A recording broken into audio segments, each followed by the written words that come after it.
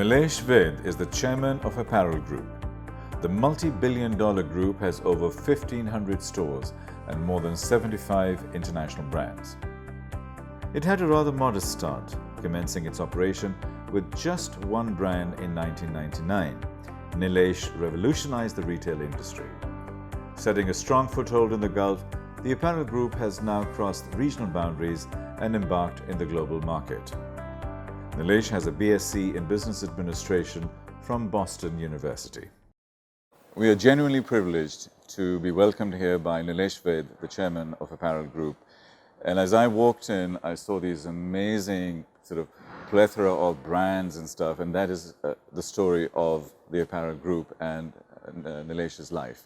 Nilesh, it's a real pleasure to see you. It's a real privilege to be here. Thank you very much, Tariq, for coming to our office and doing this with us.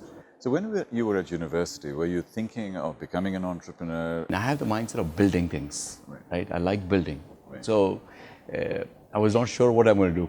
Right. There is no way I can tell you that. This business was started by my wife, Seema. Right. And I took it over. Okay. Right. So that businesses are like when you spill water on the floor, right? It's going to find ways to get somewhere. Yeah.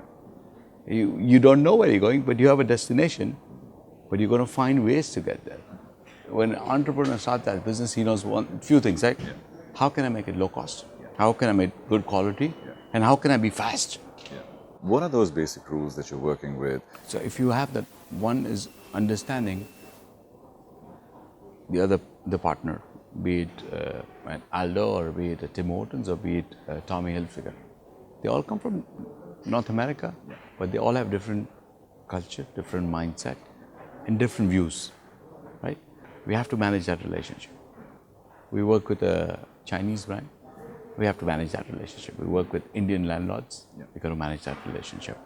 Today, in business, a lot of time is relationship management and relationship capital. It doesn't show on your balance sheet, right? But it's very important capital that you need to do what you need to do.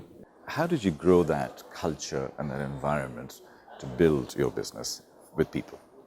Our idea is always to take average people, right, and make them heroes. Interesting. Right?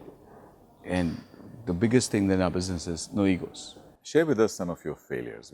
The key that we've learned is don't be shy of failure. Is there's something else. There's a reason that you're failing. Because one, it makes you comfortable of saying, I fail, I can move forward with it. Two is, every time we fail, we learn something new. What are your plans to take off? Or are you just going to cruise? As a company, as a culture, we don't cruise. We don't sleep, right? We added more companies. Let's say this year we took Levi's, we took Nautica, we took Pumpkin Patch, we took Juicy Couture. And now we signed DSW, which is Designer Shoe Warehouse. We added this. Why? It's because it's adding that floor on the Burj Khalifa. It's an add-on business. I have the infrastructure. I have to add on. When is it enough? It's never enough.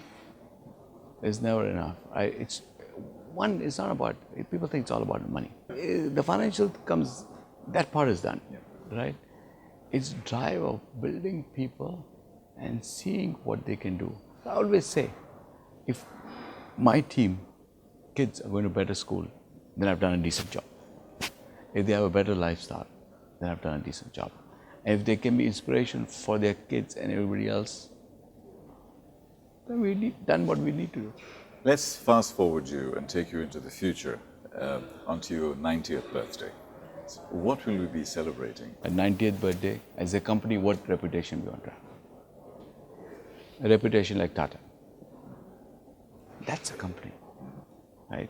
When you see that name on a truck anywhere else, anywhere in the world, you feel good about it. It's about community, it's about how do we make a difference in a country and be part of it. Nilesh, it's been a genuine privilege, and I've heard a lot about you. I've seen a lot of your stuff. I've read about you in all sorts of places. But today is the first time I've had a genuine, meaningful, authentic conversation. And thank you from my heart that you've been so open And that's the inspiration the young people are looking for. So thank you very much for inviting us here. Thank you very much for welcoming us here in your environment. And I hope you do wonderful, great things in the future. Thank you, sir.